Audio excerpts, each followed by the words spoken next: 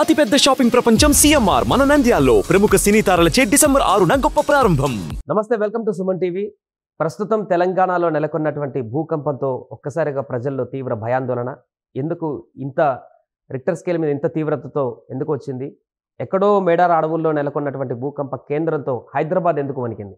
దీనికి సంబంధించిన చర్చ కొనసాగుతుంది. దీనికి సంబంధించి మనం మాట్లాడదాం. మనతో పాటు చీఫ్ సైంటిస్ట్ ఎన్జీఆర్ఐ పూర్ణచంద్రరావు గారు ఉన్నారు. సార్ నమస్తే. నమస్తే అండి సార్, ఎక్కడో మేడారంలో వచ్చినటువంటి భూకంప కేంద్రం ఇక్కడ హైదరాబాద్లో ఉన్నటువంటి ప్రజలను కూడా వణికించినటువంటి పరిస్థితి. 200 కిలోమీటర్లకు పైగా ఉన్నటువంటి దూర ప్రాంతాల్లో కూడా ప్రకంపనలు నెలకొన్నాయి.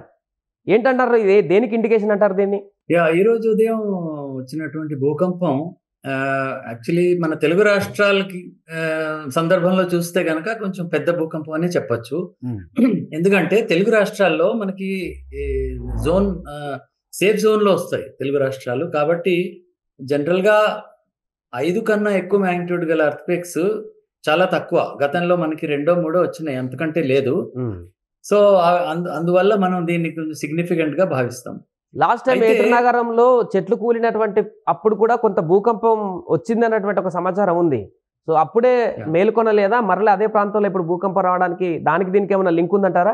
యాక్చువల్లీ ఇప్పుడు ఈ గోదావరి నది ప్రాంతంలో ఉన్న అటువంటి ఊళ్ళు కానీ పట్టణాలు కానీ వీటికి ప్రభావం ఎక్కువగా కనిపిస్తోంది. ఎందుకంటే ఈ గోదావరి రివర్ అనేది ఏదైతే ఉందో దీన్ని మనం ఫాల్ట్ జోన్ కింద మనం భావించవచ్చు. అంటే ఏంటంటే ఈ నది ప్రవహిస్తున్న ప్రాంతాలన్నిట్లో కూడా భూమి లోపల పెద్ద పెద్ద పగుళ్ళు ఉంటాయి అన్నమాట. ఈ పగుళ్ళు కొంచెం వీక్ గా ఉంటాయి. వీక్ జోన్స్ అంటాం వీటిని. ఈ వీక్నెస్ వల్ల అప్పుడప్పుడు సర్దుబాట్లు జరుగుతాయి. ఈ సర్దుబాట్ల వల్లనే భూకంపాలు వస్తాయి అన్నమాట.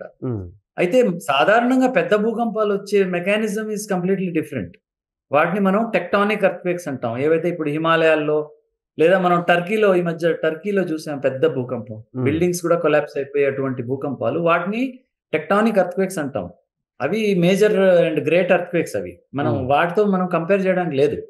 దీన్ని మనం ఇంట్రాప్లేట్ ఎర్త్క్వేక్స్ అంటాం. అంటే ఏంటంటే మనకు ఒక స్టేబుల్ గా ఉన్న ప్రాంతంలో కూడా తరచుగా చిన్న చిన్న భూకంపాలు వస్తాయి. సో ఇది సెకండరీ లెవెల్ ఎర్త్క్వేక్స్. వీటిని మనం వాటితో పోల్చడానికి వీల్లేదు. First point. సెకండ్ పాయింట్ ఏంటంటే తెలుగు రాష్ట్రాల్లో కూడా మనకి సాధారణంగా 3 లేదా 4 మ్యాగ్నిట్యూడ్ లో వచ్చినాయి. గతంలో చాలా ఎర్త్క్వేక్స్ వచ్చినాయి. 5 మ్యాగ్నిట్యూడ్ అనేది కొద్దిగా ఎక్కువ కాబట్టి మనం దీన్ని గమనిస్తున్నాము. 5 మ్యాగ్నిట్యూడ్ ఎర్త్క్వేక్ వల్ల పెద్దగా డ్యామేజ్ జరగకపోవచ్చు. బిల్డింగ్స్ లో దగ్గరలో ఉన్న బిల్డింగ్స్ లో కొంత క్రాక్స్ రావచ్చు, కానీ ఇవి అంతా మరీ ప్రమాదకరమైన భూకంపాలు అయితే కావు. రైట్. అంటే గత నెలల వ్యవధిలోనే ఒకసారి ఏటునగరంలో 1,00,000 చెట్లు కూలిపోవడం, మళ్ళీ ఆ నియర్ బై ప్రాంతాల్లోనే భూకంపం రావడం, అంటే ఆ అటవీ ప్రాంతాల్లో ఏమైనా అలజడి కొనసాగుతుందా భూగర్భంలో? అటువంటి ఇండికేషన్ అయితే ఏమీ లేదు. అంటే ఇప్పుడు ఫర్ ఎగ్జాంపుల్ ఇటువంటి భూకంపం మనం ఆల్మోస్ట్ 60 సంవత్సరాల తర్వాత చూస్తున్నాం.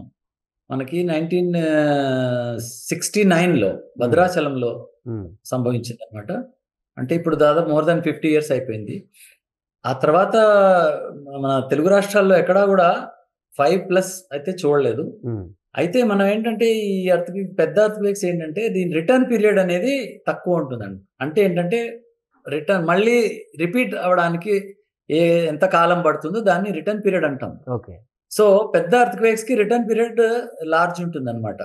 సో ఆ విధంగా చూస్తే మనకు ఆల్మోస్ట్ 50 సంవత్సరాల తర్వాత మనం ఇటువంటి ఎర్త్క్వేక్ ని చూస్తున్నాం. మీ అంచనా ప్రకారం దీనికి కారణం ఏమై ఉంటుంది అనుకుంటారంటే సింగరేణి బెల్ట్ లో నియర్ బై ఉన్నాయి ఇప్పుడు వచ్చినటువంటి భూకంప కేంద్రానికి, మీరన్నట్టు నది పరివాహక ప్రాంతము, అడవులు, ఏ కారణం చేత ఈ ప్రకంపనలు వచ్చినట్టు చెప్పుకోవచ్చు? బేసిక్ గా ఈ మీరు ఏవైతే ఎఫెక్ట్స్ చెప్తున్నారో ఇవన్నీ సర్ఫేస్ వరకే పరిమితం అన్నమాట. అంటే ఇప్పుడు చాలా మంది అడుగుతారు ఈ ఎన్వైరన్మెంటల్ చేంజెస్ లేదా ఈ వర్షపాతం ఎక్కువ అవడం వలన ఈ భూకంపాలు వస్తున్నాయి అంటారు. సో అటువంటిది ఏమి ఉండదు. అంటే చిన్న చిన్న భూకంపాలు రావచ్చు, వెరీ స్మాల్ ఎర్త్క్వేక్స్. రెయిన్ఫాల్ ఎక్కువైనా కూడా చిన్న చిన్న భూకంపాలు ఎక్కువగా రావచ్చు. లేదా రిజర్వాయర్స్ లేదా డ్యామ్స్ కన్స్ట్రక్షన్స్ మనం చేస్తున్న ప్రాంతాల్లో, వాటర్ ని మనం స్టోర్ చేస్తున్న ప్రాంతాల్లో చిన్న చిన్న భూకంపాలు ఎక్కువగా రావచ్చు. కానీ పెద్ద ఎర్త్క్వేక్స్ కి కారణం టెక్టానిక్స్ మాత్రమే. అంటే ఏంటంటే ఎందుకంటే ఇప్పుడు మనం మాట్లాడుతున్నటువంటి earthquakes they are much deeper. కొన్ని కిలోమీటర్ల లోతులో వస్తాయి ఈ ఎర్త్క్వేక్స్. సో దీనికి ఈ సర్ఫేస్ ప్రాసెస్ తో సంబంధం లేదు. ఓకే. సో వీటిని మనం టెక్టానిక్ ఎర్త్క్వేక్స్ అని భావిస్తాం. అంటే ఏంటంటే ఈ భూమిలో ఉన్న పగుళ్ళు వీటి మీద ఎటువంటి అడ్జస్ట్మెంట్ అయినా కూడా, మూవ్మెంట్ అయినా కూడా ఇటువంటి భూకంపాలు వస్తుంటాయి అన్నమాట. సో వీటిని మనం ఈ సర్ఫేస్ ప్రాసెస్ తో అంతగా లింక్ చేయడం కరెక్ట్ కాదు. అంటే దీని ద్వారా ఫ్యూచర్ లో ఏమన్నా ఇబ్బందికరమైనటువంటి పరిస్థితులు వచ్చేటువంటి అవకాశం ఉందా? దీని ద్వారా ప్రజలు కానీ, అధికారులు కానీ, ప్రభుత్వాలు కానీ ఏమన్నా మేల్కోవాల్సినటువంటి అవసరం ఏమన్నా చెప్తుందా దీని ద్వారా? అంటే ప్రస్తుతానికి అటువంటిది ఏమీ లేదు. ఎందుకంటే నేను చెప్పినట్టుగా ఈ 5 magnitude earthquakes కూడా వస్తూ ఉంటాయి తరచుగా. Repeat periods may be large. అంటే మళ్ళీ నెక్స్ట్ ఎర్త్క్వేక్ ఒక 30-40 years తర్వాత రావచ్చు. అంటే వెంటనే రావు ఇలాంటివి. చిన్న ఎర్త్క్వేక్స్ అయితే ఫ్రీక్వెంట్ గా వస్తుంటాయి. సో దీనివల్ల అంత భయపడాల్సిన అవసరం లేదు. కాకపోతే కొన్ని విషయాలు, ఇప్పుడు ఒక పెద్ద భూకంపం వచ్చిన తర్వాత కొద్ది రోజుల పాటు భూమి ప్రకంపిస్తూ ఉంటుంది. ఓకే, సో వాటిని మనం ఆఫ్టర్ షాక్స్ అంటాం. అంటే ఏంటంటే పెద్ద భూకంపం సెటిల్ అయ్యే వరకు చిన్న చిన్న భూకంపాలు మనకి వస్తూ ఉంటాయి. అయితే అవి వాటి తీవ్రత తక్కువ ఉంటుంది కాబట్టి మనం వాటి గురించి అంతగా భయపడాల్సిన అవసరం లేదు. సో ఈ ఆఫ్టర్ షాక్స్ అనేవి కొద్ది రోజుల పాటు ఉండొచ్చు. సార్, ఇప్పుడు పెద్ద భూకంపం అయితే ఎక్కువ రోజులు. రైట్. ఇప్పుడు కొత్తగూడెంలో కూడా కొత్త ఎయిర్పోర్ట్ తీసుకురాబోతున్నారు, వరంగల్లో కూడా తీసుకురాబోతున్నారు. ఇట్లాంటి పరిణామాల నేపథ్యంలో వాటికేమన్నా భవిష్యత్తులో ఇబ్బంది కలిగేటువంటి అవకాశాన్ని చూడొచ్చా? లేదండి, అలాంటిది ఏమీ లేదు. ఎందుకంటే ఇప్పుడు పెద్ద పెద్ద కన్స్ట్రక్షన్స్, ఇప్పుడు ఎయిర్పోర్ట్ కానివ్వండి, బ్రిడ్జెస్ కానివ్వండి, లేదా న్యూక్లియర్ పవర్ ప్లాంట్స్ కానివ్వండి, వీటన్నిటికీ కూడా బిఫోర్ కన్స్ట్రక్షన్ కొన్ని సర్వేస్ చేయడం జరుగుతుంది. కొన్ని సర్టిఫికేషన్స్ మ్యాండేటరీగా తీసుకుంటారు వాళ్ళు.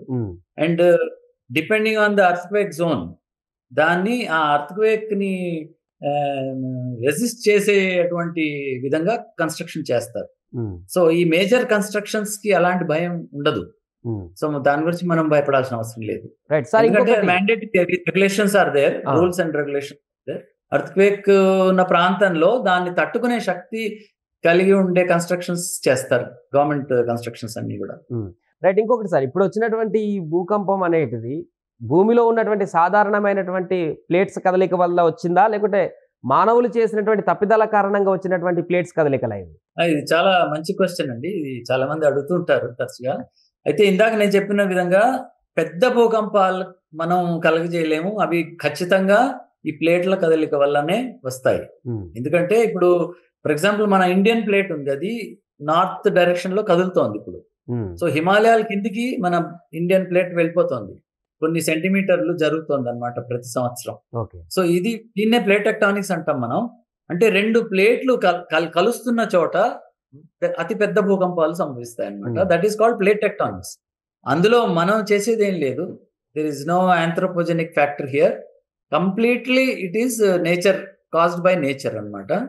సో వేరే స్మాల్ ఎర్త్క్వేక్స్ మన ఇండస్ట్రీస్ వల్ల కానివ్వండి, డ్రిల్లింగ్ వల్ల కానివ్వండి, లేదా రిజర్వాయర్ కన్స్ట్రక్షన్ చేసి ఇప్పుడు వాటర్ స్టోరేజ్ వల్ల కానివ్వండి, ఇలాంటి యాక్టివిటీస్ వల్ల స్మాల్ ఎర్త్క్వేక్స్ ఖచ్చితంగా రావచ్చు.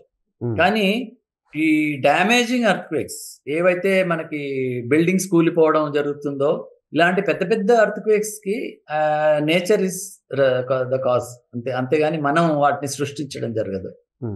సో ఇప్పుడు ప్రజలందరూ కూడా కొంత భయాందోళనకైతే గురవుతున్నారు. ఎప్పుడు లేని వింత పరిస్థితి ఏంటి, హైదరాబాద్ నగరంలో కూడా ఈ బంజారాహిల్స్ లో, ఇటు అంబర్పేటలో, హిమాయత్ నగర్ లో కూడా భవనాలు కదిలినటువంటి పరిస్థితి. అంటే వీరికి ఎలాంటి ఇబ్బంది లేదనేటువంటి ఒక అష్యూరెన్స్ అయితే ఇవ్వచ్చా సార్ ఇప్పుడు? ఖచ్చితంగా అండి. ఇప్పుడు హైదరాబాద్ కమ్స్ ఇన్ జోన్ 2. ఇప్పుడు సైస్మిక్ జోనేషన్ మ్యాప్ ఆఫ్ ఇండియా అని ఒకటి ఉంది. అందులో ఏ ప్రాంతానికి ఎంత హెజార్డ్, ఎంత రిస్క్ ఉంది అనేది మనకి కనిపిస్తుంది అనమాట. సో హైదరాబాద్ అనేది సేఫెస్ట్ జోన్, జోన్ 2లో వస్తుంది. కాబట్టి హైదరాబాద్ ప్రజలకి అంత భయపడాల్సిన అవసరం ఏమీ లేదు.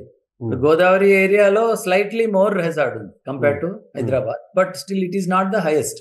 హైయెస్ట్ అంటే మీకు జోన్ 5. జోన్ 5 అనేది హిమాలయ ప్రాంతాలు, అండమాను, నార్త్ ఈస్ట్ ఇండియా, ఈ ఏరియాస్ లో జోన్ 5 అన్నమాట. సో మన తెలుగు రాష్ట్రాల్లో ప్రజలకు నేను చెప్పదలుచుకుంది ఏంటంటే, మనం కంపారిటివ్లీ సేఫ్ జోన్లో ఉన్నాం కాబట్టి అంతగా భయపడాల్సిన అవసరం లేదు. కాకపోతే చర్యలు ఏం తీసుకోవాలి అంటే, మనం బిల్డింగ్స్ ని కరెక్ట్ గా కన్స్ట్రక్షన్ చేసుకోవాలి. అంటే గైడ్ లైన్స్ ప్రకారం మన కన్స్ట్రక్షన్ సరిగా ఉంటే చాలు, మనం will be safe. Right sir, thank you. So మొత్తానికి అది తెలంగాణలో వచ్చినటువంటి భూకంపంతో ఒక్కసారిగా ప్రజలందరూ కూడా భయాందోళనకు గురయ్యారు. ఈ గతంలో 20 సంవత్సరాలు రానటువంటి భారీ భూకంపం రిక్టర్ స్కేల్ మీద రావడంతో కొంత ఆందోళనకు కూడా గురవుతున్నారు. ఈ నేపథ్యంలో సాధారణ ప్లేట్ల కదలిక ద్వారా వచ్చినటువంటి ప్రకంపనలు ఇవి. దీని ద్వారా పెద్దగా భయపడాల్సిన పని లేదు. ఇంకా భవిష్యత్తులో కూడా చాలా కాలం తర్వాతనే మళ్ళీ ఇలాంటివి వస్తాయి, కానీ ఇప్పట్లో రావంటూ కూడా పూర్ణచంద్ర గారు చెప్తున్నటువంటి పరిస్థితి. సుమన్ టీవీలో మీ పర్సనల్ అండ్ బిజినెస్ ప్రమోషన్స్ కోసం కింది నెంబర్కి కాంటాక్ట్ చేయండి.